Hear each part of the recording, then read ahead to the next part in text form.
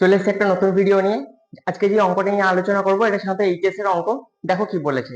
বলেছে sec square alpha plus cos square alpha এর ক্ষুদ্রতম মান, মানে ছোট মানটা কি হবে, 0, 1, 2 আর মাইনাস ইনফিনিটির মধ্যে কোনটা হবে।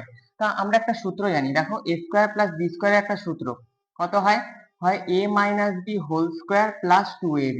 এই সূত্রটা এখানে অ্যাপ্লাই করব। তাহলে কত হচ্ছে sec square alpha plus cos square alpha, তাহলে কত হচ্ছে sec alpha minus cos alpha তার whole square plus 2 sec alpha cos alpha. এবার কি হয়, সেক আলফা কস আলফা কেটে যায়, 1 হয়ে যায়। তাহলে কি পড়ে থাকছে, sec alpha minus cos alpha whole square plus 2 হয়েছে। এবার কি জানি, এটা গ্রেটার ইকুয়াল টু 0 হয়, মানে sec alpha minus cos alpha এর হোল স্কোয়ার এর সবসময় 0 থেকে বড় অথবা 0 সাথে সমান, এটা হয়। তার মানে মানটা কি, 0 থেকে বড়। 0 থেকে বড় মানে এদিকে আছে, বা 0 সাথে সমান, হয় 0 সাথে সমান নাহলে 0 থেকে বড়, 1, 2 এদিকটা।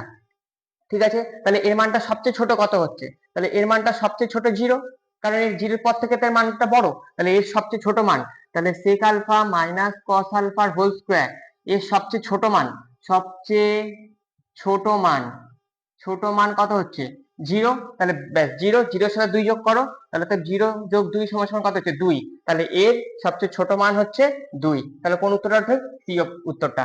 এরকম আরো অনেক ভিডিও পেতে গেলে তোমরা চ্যানেলটাকে সাবস্ক্রাইব করো। Thank you.